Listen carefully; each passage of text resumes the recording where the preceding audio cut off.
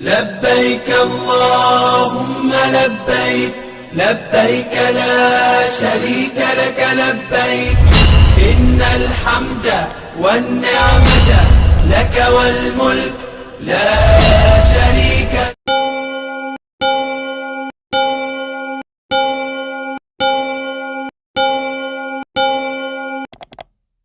আলহামদুলিল্লাহ ওয়াসসালাতু ওয়াসসালামু আলা মান লা নাবিয়্যা বা'দা। গত পর্বে আমরা ইহরাম অবস্থায় কোন কোন কাজগুলো করণীয়, কি কি করতে হবে এবং যে সমস্ত মাসাইলগুলো রয়েছে আমরা মাসাইল সম্পর্কে আলোচনা করেছিলাম।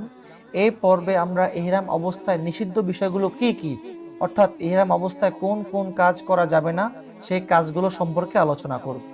1 নম্বর, পুরুষের জন্য শরীরের কোনো অঙ্গের আকৃতি বা গঠন অনুযায়ী তৈরিকৃত বা সেলাইকৃত কাপড় পরিধান করা নিষিদ্ধ। অর্থাৎ পাঞ্জাবি পরা নিষিদ্ধ, জুব্বা পরা নিষিদ্ধ, শার্ট পরা নিষিদ্ধ, সেলোয়ার পরা নিষিদ্ধ, প্যান্ট পরা নিষিদ্ধ, গেঞ্জি পরা নিষিদ্ধ, কোট পরা নিষিদ্ধ, সোয়েটার পরা নিষিদ্ধ, জাঙ্গিয়া পরা নিষিদ্ধ। অর্থাৎ যেই সমস্ত পোশাকগুলোকে পুরুষ মানুষের শরীরের মাপ নিয়ে, অর্থাৎ তাদের শরীরের মাপ অনুযায়ী তৈরি করা হয়, এই সমস্ত পোশাকগুলো ইহরাম অবস্থায় ব্যবহার করা যাবে না। আমরা অনেক ভাই এই কাজগুলো করি যে আমরা ইহরাম যোগ করি, সাদা চাদরের নিচে দিয়ে আমরা জাঙ্গিয়া পরি, যেটা সম্পূর্ণ নিষেধ। ইহরাম অবস্থায় এগুলো পরা যাবে না। 2 নম্বর মাসালা হলো, ইহরামের কাপড় ছিঁড়ে গেলে তা সেলাই করে কিংবা জোড়া দিয়ে পরিধান করা যাবে, তবে ইহরামের কাপড় এই ধরনের সেলাই মুক্ত হওয়াই ভালো। দ্বিতীয় আরেকটি বিষয় হলো, ইহরামের কাপড়কে আমরা সেলাই করা কাপড় তো হজের মধ্যে পরা যায় না, তবে ইহরামের কাপড়ের মধ্যে যদি কোনো একটি অংশ ছিঁড়ে যায় অথবা ফেটে যায়, তবে আমরা ওই ফাটা অংশকে অথবা ছেঁড়া অংশকে আমরা সেলাই করতে পারি এবং জোড়া লাগিয়ে পরিধান করতে পারি। আরেকটি মাসালা হলো, ইহরাম অবস্থায় সেলাই যুক্ত ব্যাগ ব্যবহার করা এবং বেল্ট বাঁধা নিষিদ্ধ নয়। আমরা যদি ইহরাম অবস্থায় ব্যাগ ব্যবহার করতে চাই তবে আমরা সেলাই করা ব্যাগ ব্যবহার করতেই পারি, আমরা সেলাই করা বেল্টও ব্যবহার করতে পারি, এতে কোনো বাধা নিষেধ নেই। আরেকটি মাসালা হলো, পুরুষের জন্য মাথা এবং চেহারা ঢাকা নিষিদ্ধ। পুরুষ মানুষ ইহরাম অবস্থায় মাথা ঢাকতে পারবে না, চেহারাও ঢাকতে পারবে না।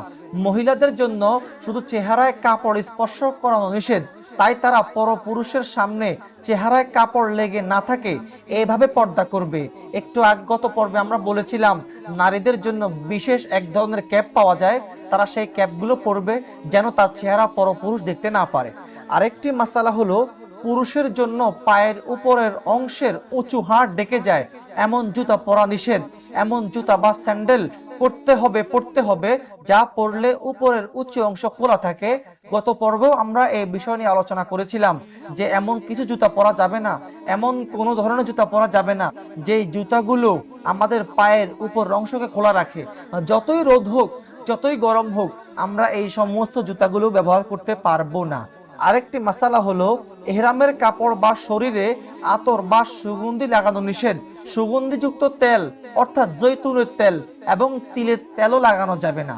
আমরা মনে করি শুধু আতর ব্যবহার করাই নিষেধ, না, বিষয়টা এরকম নয়। বরং সুগন্ধিযুক্ত তিলের তেল, সুগন্ধিযুক্ত জৈতুনের তেল, সুগন্ধিযুক্ত আর যত প্রকারের তেল আছে এই সমস্ত তেলগুলোও ইহরাম অবস্থায় ব্যবহার করা যাবে না, নিষিদ্ধ। সুগন্ধি সাবান ব্যবহার, সুগন্ধি পাউডার ব্যবহার, সুগন্ধি স্নো ব্যবহার, সুগন্ধি ক্রিম, এগুলো ব্যবহার করা যাবে না। আমাদের অনেক মা বোনেরা ইহরামের আগে তওয়াফ করার আগে যেন চেহারার মধ্যে প্রভাব না পড়ে এই জন্য ক্রিম ব্যবহার করেন, স্নো ব্যবহার করেন, পাউডার ব্যবহার করেন, সাবান ব্যবহার করেন এবং অনেক অন্য ধরনের আধুনিক যে কেমিক্যালগুলো রয়েছে সেগুলো ব্যবহার করেন। এগুলো ব্যবহার করার কোনো অনুমতি নেই। এমনকি পৃথকভাবে সুগন্ধি জর্দা খাওয়াও নিষিদ্ধ। অনেক মানুষ আছেন জর্দা খেতে অভ্যস্ত, তারা হজে যাওয়ার সময় জর্দা নিয়ে যান, আর জর্দার মধ্যে এক ধরনের সুগন্ধি থাকে, দুর্গন্ধও থাকে। যদি কেউ সুগন্ধিযুক্ত জর্দা নিয়ে যায়, এই সুগন্ধিযুক্ত জর্দা নিয়ে যাওয়াটাও নিষিদ্ধ, এগুলো খাওয়াটাও নিষিদ্ধ। পানের সাথে খাওয়া মাকরুহ এবং পানের সাথে জর্দাগুলো খাওয়া যাবে না। ইচ্ছাকৃতভাবে ফল এবং ফুলের ঘ্রাণ নেওয়াও মাকরুহ, অর্থাৎ কোনো ব্যক্তি ইচ্ছাকৃতভাবে ফুলের ঘ্রাণও নেওয়া যাবে না এবং ফলের ঘ্রাণও নেওয়া যাবে। আরেকটি মাসালা হলো, শরীরের কোনো স্থানের চুল, পশম বা নখ কাটা বা উপড়ানো এটিও নিষিদ্ধ। যে আমি আমার চুল তুলে ফেললাম, আমি আমার পশম তুলে ফেললাম, অথবা আমি হজের মধ্যে গিয়ে এহরাম অবস্থায় নখ কাটলাম, এই সমস্ত কাজগুলো এহরাম অবস্থায় করা যাবে না। আরেকটি মাসালা হলো, এহরাম অবস্থায় স্বামী স্ত্রীর বিশেষ সম্পর্ক স্থাপন করা বা স্ত্রীর সামনে এই সংক্রান্ত কোনো কথা বা কাজ করা নিষিদ্ধ।